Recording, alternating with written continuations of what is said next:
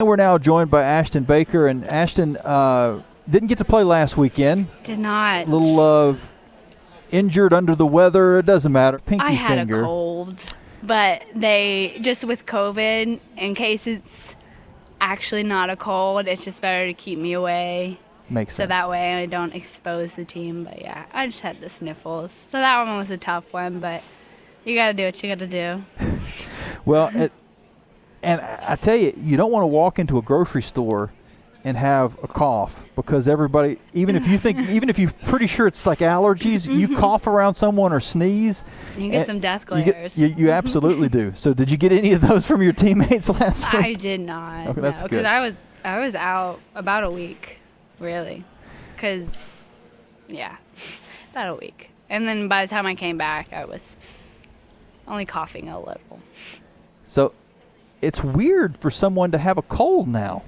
I know. Isn't it? It's just a normal cold. Yeah. And they've said that the flu has kind of completely disappeared. Oh, wow. Weird. Like the flu has gone. Now, maybe part of that is people are diagnosed incorrectly or something. But it is odd that, you're the first person that I've heard say that they had a cold all winter. Yes. I really didn't think I was going to get one. I usually get it like in January and December. Yeah. Well, at least you got that hopefully now out, it's of the way. How difficult is it, and I know this isn't the first time that you've had to sit on the bench, but to not even be able to sit on the bench when you're out now is weird. That felt so weird, just like watching them warm up, and I'm just sitting on my living room couch watching. I don't know. Felt like I don't even know how to explain it. It was just like I should be there, but I can't. But I want to be, but I can't. Because if you're on the bench, you can kind of become a coach. Yeah, you can at least talk to people, interact. There it was just. You should be able to text them then. I know. So at halftime, could you call them at halftime and say, "Hey, I didn't even Kennedy, think about it, but maybe. Every once in a while you need to go left." Yeah. Just kidding. Kennedy actually played very well last weekend. She did. I was super proud of her. She did awesome. When you're watching a game like last weekend and the team had fallen down by 15 and then they battled their way back and you can't do anything about it, and like you said, you're watching on your TV, were you throwing things or were you screaming or what were you doing? No, I was just like, I don't know. They were scaring me for a second, but then I was like, they have it. It'll be okay. But I'm not one to really yell or throw things. But you get emotional on the court. I do. But, I mean, I might say stuff. I'll make comments, but I don't really yell. It seemed like in this game, it was almost the exact opposite of last weekend. Your team jumped out, and you're up by 17 points, and it seems like, okay, it's going to be kind of cruise control. Yeah. And Stetson turned it into a different gear at the end of the third quarter and the fourth. I think we didn't do great with the pressure. I mean, we had a lot of turnovers, and so therefore we lost a lot of possessions. And, I mean, we didn't. The third quarter, I think we only gave up 7 points, but then when you flip around in the fourth and give up 23, that's an issue. And so I think, but I also think if we would have taken care of the ball, that gave them more possessions. And just taking care of the ball and just being solid on one-on-one defense, for sure. With a little foul trouble and just the way the game went, you ended up coming in and playing with the second unit for about 4 or 5 minutes. Yeah. And then Kennedy ended up coming in and playing with you guys at the end of the game. It seems like in the last couple of weeks that the 5 in and 5 out is the idea, but it's a little bit more flexible. Yeah, it definitely is. I mean, you can't control fouls and that stuff happens. And they've done, especially in practice, we've been kind of mixing things up, just switching a few people here and there, because you're not always going to get that same 5 every time. I don't want to say pick the 4 that you want out there with you, because then that means you're not. It's like who's the last one picked in gym? Nobody wants that. But you seem to be pretty comfortable with whichever unit you're on the court with. I mean, I enjoy playing with whoever, and I think I don't know. I enjoy playing with Kennedy a lot. I usually, just because when she came in, I was the one and she was the one. Didn't really get to play with her too much. So this year, getting to play with her more than I'm used to, I enjoy that. I always love playing with her. You guys have in the top 25 in the country in assists. Oh, wow. I think, as a matter of fact, even a little bit better than that. 16th. I don't want to slight you. So 16th in the country in assists. Mm-hmm. The first half of the game was outstanding, and I wish I had those. See, that's another thing. COVID. They don't get can't the sheets? print out sheets anymore, Oh. so nobody's handing in fingerprints and all that stuff. Maybe it's evidence. They're not wanting any evidence. But so I don't remember exactly what it was, but it was 13, I think, out of 15. You made 15 wow. shots and you had 13 assists, something like that, or 11 out of 13. Yeah, it was that's pretty awesome. good. Second half wasn't quite as good. Coach Baker, tell us, what was different in the second half? I mean, I think we just let the pressure. We didn't reverse the ball as much. There wasn't as much ball movement as in the first half, and we let them kind of stick us to one side. I mean, I'm thinking of myself where they kind of ice in their zone where they don't really, essentially, they don't want you to reverse it, and they did a good job at that. And I think tomorrow that's something we need to focus on is reversing the ball, because then we start getting that ball movement, hitting the open player, getting more assists. You get 22 hours before you're playing Stetson again, and of course that's the way it's been all season. But have you still gotten used to the fact that you play a team, you beat up on each other, you rest a little bit, not much, and you go right back and beat up on each other again? I mean, yeah, I'm kind of used to it now, and definitely mentally used to it. It took a second, I think, starting in the beginning of conference. It's just like, I don't know, it's just something mentally different about playing the same person, and especially if you win, you don't always necessarily have that edge. Like, they usually have like an edge to when they play on Sunday, because they're like, oh, we got to beat them. They're holding a chip on their shoulder from us beating them the day before. And so I think that was good for us to mentally have to face that. And sorry, I really got kind of lost in thought. I do it all the time. Yeah. I do it all the time. It's something that you said that was interesting in that, because it was a thought that popped into my mind, but then and I agree with you. Normally you would think, okay, whoever wins game one, there's going to be a shift in between game one and game two. And that seems like that would be the case, but that's not happened a single time this year. Yeah. If you guys have won game one, you've won game two. If you've Yeah. lost game one, you've lost game Yeah. two.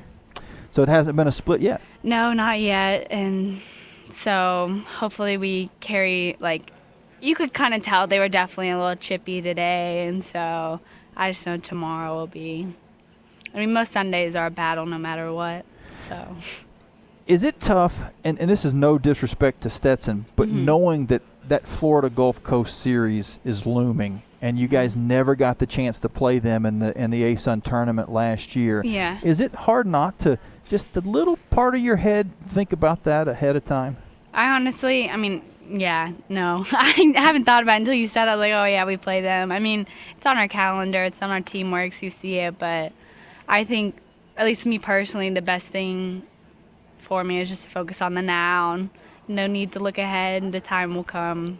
I don't really, that just distracts me if I do that. And I can speak for the people that are listening on the radio that was not a canned answer. That wasn't I don't want the coach hearing me say otherwise answer. You were legitimately surprised when I said that you play Florida Gulf Coast next weekend. I could tell by the look on your face. You're like, oh, yeah, that's right. We play them next weekend. Well, I don't want to be the one to blame for looking ahead, because we saw from the third quarter and fourth quarter of this game that Stetson is a very good team, and you got to fire with all your cylinders. Yeah, and we definitely knew that kind of going in, watching film. I was like, this isn't a team to take lightly. They're very capable. I mean, they beat UNF early in the season. So it was just, I mean, obviously, as we saw today, like, they're not a team you can take lightly, and we just got to be focused and ready for tomorrow. I'll say this. You can tell that you're a professional at doing these interviews because you're sitting here, you've got your legs crossed, you're relaxed, you're just kind of chilling out. It's like, okay, yeah, interview, no big deal. It is a little different from when I first started doing it. Well, when you first started doing it, you were making all these faces. The faces. I do remember. In my defense, I didn't know I was being videoed. So you normally make faces? I do make faces a lot, actually. My mom, when I was younger, moms love to take pictures. I would always make faces when she's trying to get family pictures. And one day she pulled up all these pictures, and it was just like 50 pictures of me just making different faces. It was funny. Well, she got another 50 from just stills from radio interviews over the last 3 years. But, well, Ashtyn, we appreciate your time. Great game today. I don't think I even told everybody what your stat line was. You finished up with 16 points, 4 of 8 from the three-point line, 5 rebounds. Coach will be happy about that. A couple of assists, only 1 turnover, 29 minutes. Not too bad. Not too bad. Rested and ready to go tomorrow, I guess. For sure. Big turnaround. Yep, absolutely. Thank you, Jamie. I appreciate you. Thank you, Ashtyn. That was Ashtyn Baker, our Thompson Brooks Insurance Player of the Game. And there's a crowd. There's a cheering section in the background. Is that the Redstat family? Okay. All right.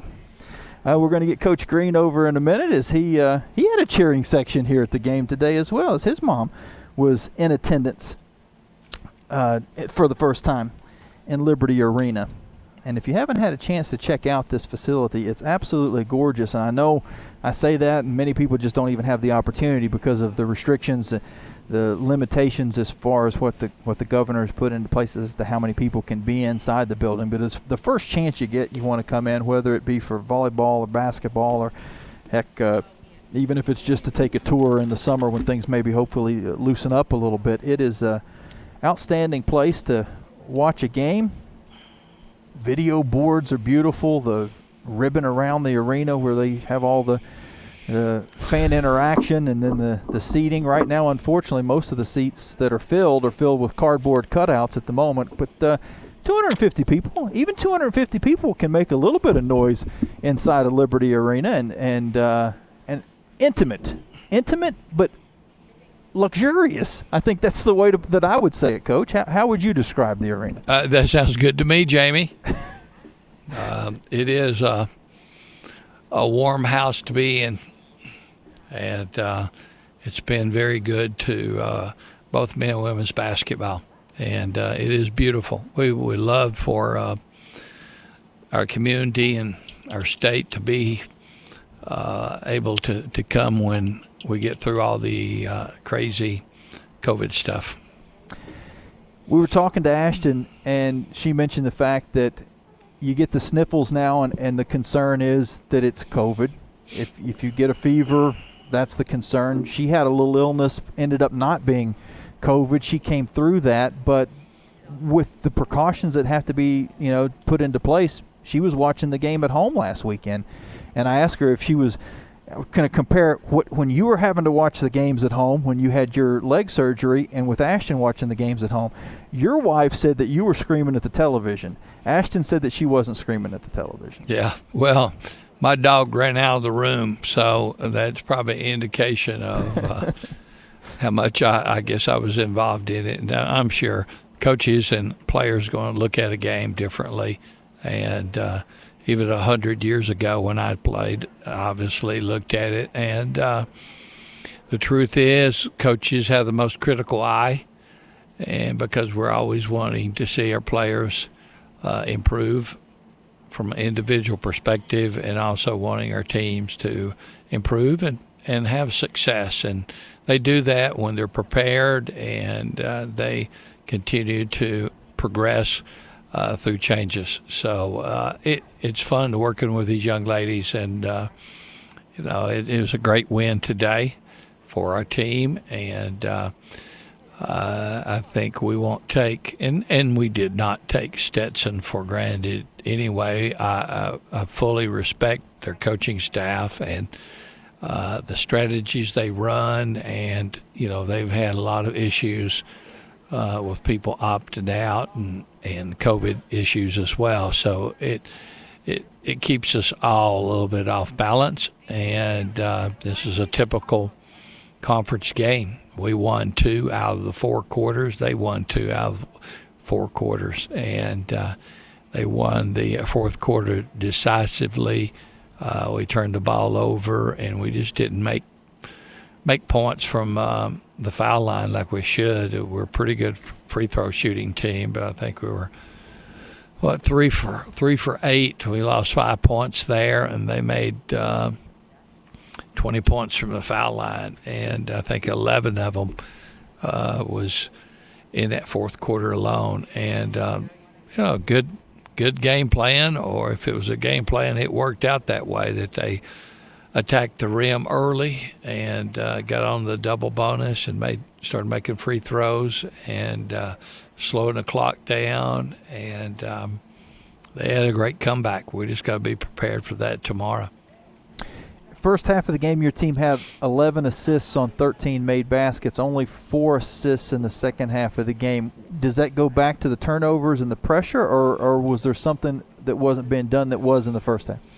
I think sort of a combination of both. Turning it over, you don't have a chance for assist or even opportunity to score. That sort of sparked them in the fourth quarter as well. Some turnovers that ended up quick points. That and got to make some shots. That one group that we had played pretty hard, but they just miss shots, so you don't get any assists. So it really comes down to that simplicity: make shots, move the ball around, and at least get shots. And that we started pretty good, and sort of got cold there for a little while, and that's when they made their run in the first quarter. So, as you said, we shared the ball quite a bit early and sort of got stagnated in the latter part of the game. I know you don't want to have any more heartburn than you need, and you don't want the game to be any closer than it needs to be, but the fact that the 17-point lead got whittled away, but you did hold on for the win. So you got the most important thing. You got the victory. But it also should not allow for any complacency going into tomorrow, because your young ladies didn't certainly put it in cruise control at the end of the game. They had to fight. Yeah, hopefully we can learn from that. Not from the negative perspective, which is obvious what a critical coaching eye would show, but they know too. They know that they didn't take care of the ball and missed some opportunities to score, and they'll want to be better tomorrow as they come out. And we took a pretty good shot from them.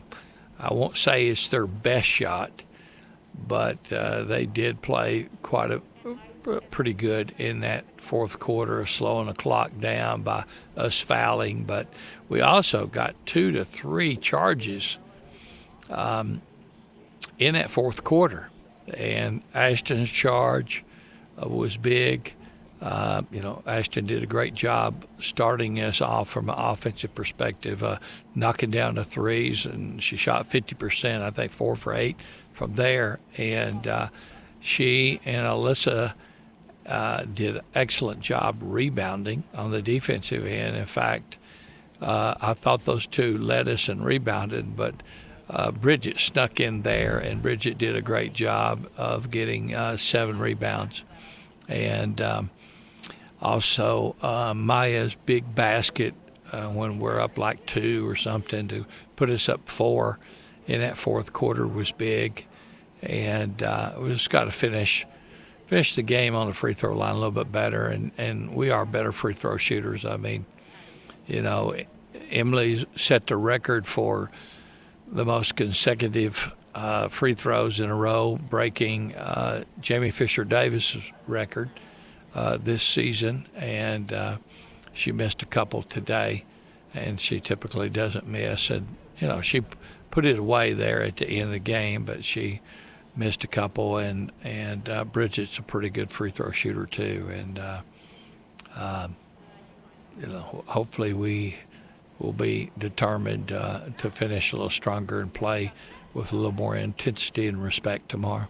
Yeah, it was a 1-point game when Maya hit that shot, that post move that gave you a 3-point lead, and then Alyssa hit the little jumper to make it 5 and gave you a little bit of breathing room at that point. But then earlier in the period, Kennedy hit that big three-pointer in the same spot as she did last week. Yeah, she's knocked down some big shots last couple weeks, and she's doing a great job just from that point guard position. And we need her. We need her. Coach, tomorrow is senior day, and this year is so unique that even senior day is somewhat unique as well. But and I know that there's the opportunity to possibly come back and get an extra year of eligibility. And I don't know if any of those decisions are being made, and I'm not trying to put you on the spot to ask about those decisions. But how do you celebrate, I guess, these seniors tomorrow with the uncertainty? Well, we'll celebrate their graduation. You can say they're a senior, but they're in graduate school. So we couldn't do this last year because they hadn't graduated. But they've graduated, and hopefully they will take this opportunity that they're given by the NCAA, and we would be foolish to not want their leadership and their skill set to come back. So our arms are wide open for them to return and give us some great leadership. We'd love to have them, and I hope that they would call a timeout and push back and look across the country and look at how this has turned out for a lot of them that think, I'm a graduate in fifth year and I can transfer on. And, it's difficult. And I'd just like to see them continue to grow here and in every area. There's the old saying, and it's sort of true. We always think the grass is greener somewhere else. And sometimes we miss the opportunity that's right in front of us thinking, are we running from something?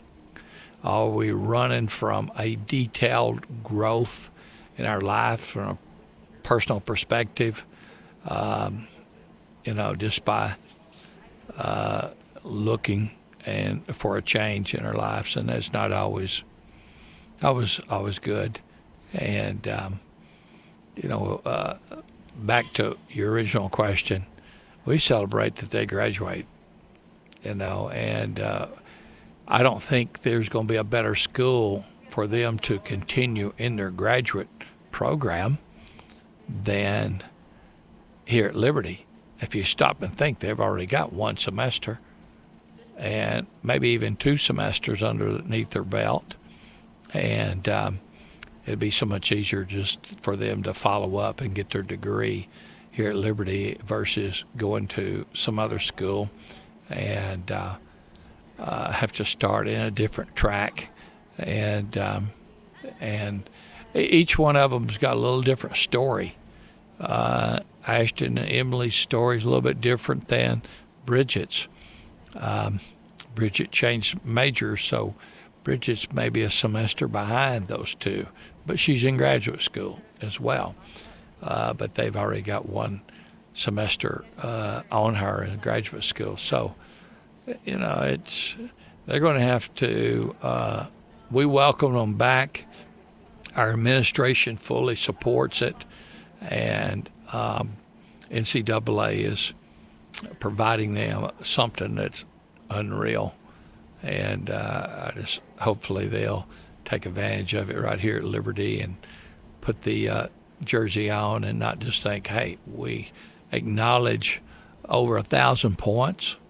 We acknowledge you getting a degree. We give you a beautiful framed jersey, but that doesn't mean you have to walk away. And it's come back and have some more fun. And this is the most important thing. I told you my desires for them. I hope that they can call a timeout and push back and really reflect. They've been cheated in an opportunity to show their leadership because of COVID. Wow, Jamie, come on. We're doing Zooms. We're trying to make things happen as best as possible. And they are not able to really have that one-on-one or team unity and connection. And I just hope that they can take a deep breath and go, wow, I want to finish strong, investing in other people's lives, in my teammates' life, along with some new freshmen, because it's been a difficult, unusual season for them, and they know it. Would they be willing to come back and really finish strong with personal investments with their teammates? And I treasure that leadership if they would come back. I know we've gone a little long. I don't want to get too in-depth in this, but the one thing that popped into my head when you were talking, and this isn't just a Liberty situation, this is going to be all over the country. There's going to be some really deep rosters next year, because all the seniors that do decide to come back and take that extra year eligibility doesn't mean that there's not just as many freshmen as normal that are going to be coming into the fold as well. Yeah, the freshmen will be there. And it's the juniors that are really going to be hurt, because there will be no room for them, because most programs are like us. Before NCAA decided to give a waiver year, we'd already signed the incoming freshmen based on those that were graduating and moving on. So now, when I said we got the support of our administration, you can only carry 15, but we got others that come, and we've got a full roster of 15. So those that are coming back are over the roster, and there's where our administration here at Liberty is granted the opportunity for them to receive scholarship and move on. Now, that's not the case at every university either. So it's just going to be really crazy out there, and people's going to think they're getting into something better, and it may not be that way. And I just like to see the personal growth from them, and see them invest in teammates that are coming back and teammates that are coming in for the first time, because that leadership, wow, that'd be quality leadership. So, we're right here knocking on the door as in the A-Sun for a championship, very, very close. And we were in the championship game last year, and COVID took us out. And, we got a tournament coming up, so we're really excited how we can finish not only tomorrow but into road trips and conference tournament. Coach, we appreciate your time. We'll see you tomorrow about 21 hours from now. We'll be talking again. All right. Thank you. As Coach Carey Green, Lady Flames get a tough victory over Stetson, 62-58.